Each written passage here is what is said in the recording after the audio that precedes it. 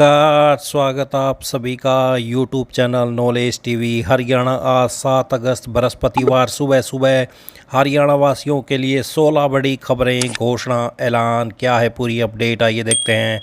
हरियाणा की सबसे तेज़, सबसे सटीक जानकारी के लिए यूट्यूब चैनल नॉलेज टीवी को सब्सक्राइब जरूर कर लें। तो हरियाणा आज 7 अगस्त सभी हरियाणा वासियों के लिए 16 बड़ी खबरें, घोषणा, ऐलान। पहली बड़ी घोषणा, हरियाणा सरकार प्रदेश में रक्षाबंधन के दौरान महिलाएं और 15 वर्ष तक की आयु वाले बच्चे हरियाणा रोडवेज की बसों में मुफ्त सफ़र कर सकेंगे। मुख्यमंत्री ने परिवहन मंत्री अनिल विज के प्रस्ताव को स्वीकृति दे दी है। हरियाणा रोडवेज की साधारण बसों में महिलाओं और बच्चों के लिए 8 अगस्त को दोपहर 12 बजे से 9 अगस्त की मध्य रात्रि 12 बजे तक निःशुल्क यात्रा की सुविधा रहेगी। वहीं stage carriage bus operator welfare association के राज्य उप प्रधान का कहना है कि प्रदेश में करीब 1800 सहकारी बसों का संचालन होता है। उन्हें सरकार की ओर से शुल्क मिलेगा तो महिलाओं और बच्चों को मुफ्त सफ़र कराएंगे, अन्यथा नहीं। यह भी कहा कि इस पर अंतिम निर्णय बृहस्पतिवार को लेंगे। तो रक्षाबंधन पर रोडवेज बसों में मुफ्त सफ़र कर सकेंगी महिलाएं व बच्चे। सहकारी बसों के संचालकों ने कहा शुल्क मिलेगा तभी कराएंगे मुफ्त सफ़र, आज लेंगे अंतिम निर्णय। बड़ी अपडेट। आइए अगली बड़ी घोषणा देखते हैं। प्रदेश सरकार के साथ सूचीबद्ध 675 निजी अस्पतालों में बुधवार रात 12 बजे से आयुष्मान योजना के लाभार्थियों का इलाज बंद कर दिया गया।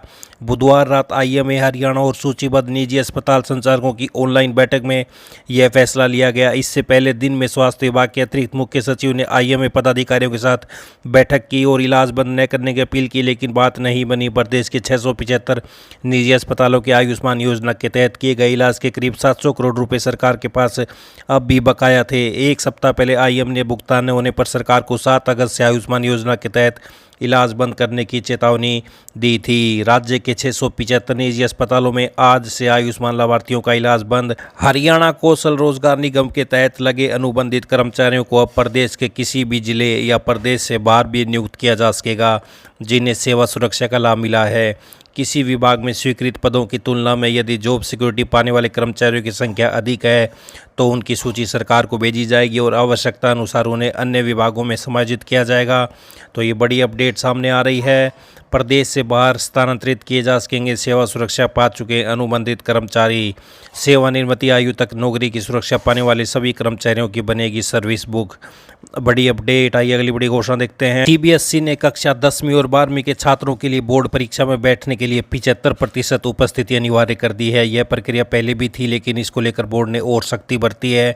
यह निर्देश ऐसे समय में आए जब बोर्ड डमी छात्रों को दाखिला देने वाले स्कूलों पर लगातार कार्रवाई कर रहा है। तो सीबीएसई की बोर्ड परीक्षा में 75% उपस्थिति जरूरी। बड़ी अपडेट। आइए अगली बड़ी घोषणा देखते हैं।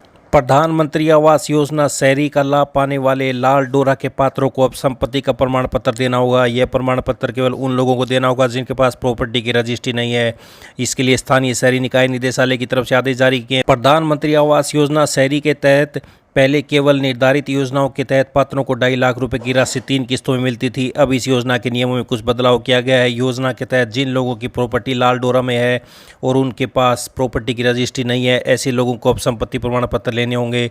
इसके लिए नगर परिषद के पास इस संपत्ति प्रमाण पत्र के लिए आवेदन करना होगा। जिन पात्रों ने आवेदन किए हुए हैं और उनके पास प्रॉपर्टी की रजिस्ट्री है, उसमें रजिस्ट्री और प्रॉपर्टी टैक्स रिपोर्ट से काम चल जाएगा। संपत्ति प्रमाण पत्र के लिए नगर परिषद के पास आवेदन करना होगा और 10 साल का रिकॉर्ड जिसमें बिजली पानी आवेदन के नाम होना चाहिए उसका रिकॉर्ड देना होगा। इसके बाद ही संपत्ति प्रमाण पत्र मिल सकेगा।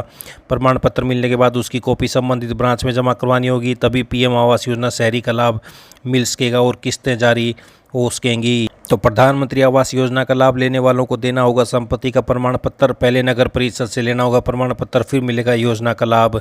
बड़ी अपडेट। आइए अगली बड़ी घोषणा देखते हैं। हरियाणा सरकार ने सभी विभागों को निर्देश दिए कि ग्रुप सी पदों के लिए न्यूनतम शैक्षिक योग्यता 12वीं करने संबंधी 21 जुलाई 2023 के आदेशों का सख्ती से पालन सुनिश्चित करें। तो हरियाणा में ग्रुप सी पदों की न्यूनतम शैक्षणिक योग्यता 10वीं से बढ़कर 12वीं हुई।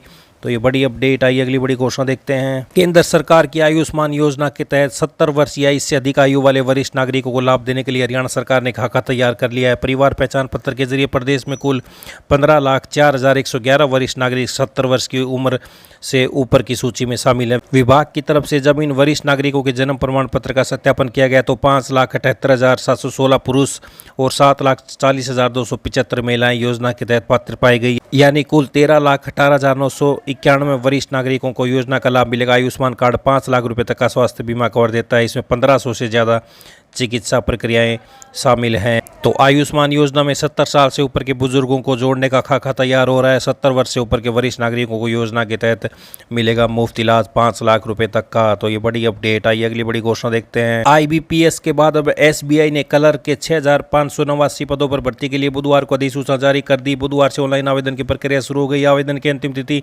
26 अगस्त है। ऑफिशियल वेबसाइट पर जाकर आवेदन कर सकते हैं। नियुक्ति में 5180 रेगुलर व 1409 पद बैकलॉग के हैं। तो SBI कलर के 6589 पदों के लिए आवेदन शुरू। बड़ी अपडेट आई। अगली बड़ी घोषणा देखते हैं। उच्चतर शिक्षा विभाग ने UG कक्षाओं में दाखिले के लिए पोर्टल फिर से खोल दिया है। पोर्टल 4 से 28 अगस्त तक खुला रहेगा। विभाग के पास विद्यार्थियों की ओर से लगातार मांग आ रही थी कि UG कक्षाओं के लिए पोर्टल को दोबारा खोला जाए। इस मांग को ध्यान में रखते हुए पोर्टल को दोबारा खोला गया है। इससे पहले भी पोर्टल खोला गया था। आइए अगली बड़ी अपडेट देखते हैं। व्हाट्सएप ने यूजर्स की सुरक्षा के लिए एक नया फीचर लॉन्च किया है। सेफ्टी ओवरव्यू नामक यह फीचर उस स्थिति में आपको अलर्ट करेगा जब ऐसा व्यक्ति आपको किसी अनजान व्हाट्सएप ग्रुप से जोड़ता है जो आपके मोबाइल फ़ोन की कॉन्टैक्ट लिस्ट में नहीं है।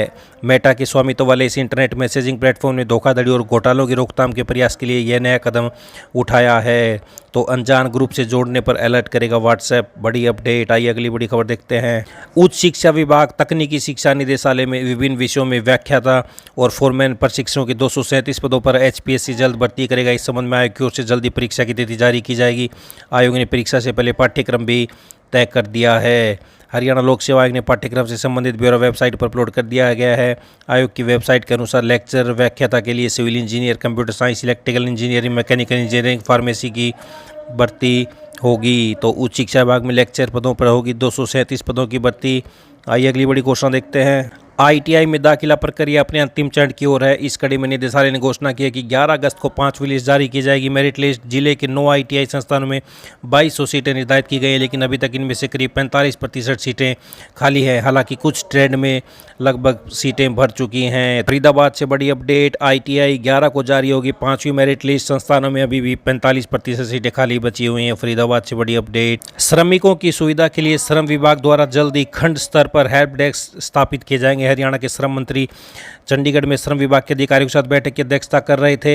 अधिकारियों को शॉर्ट कोर्स संचालित करने के निर्देश। विज ने अधिकारियों को निर्देश दिए कि श्रमिकों के उत्थान के लिए शॉर्ट कोर्स चलाए जाएं ताकि श्रमिकों का उत्थान हो सके।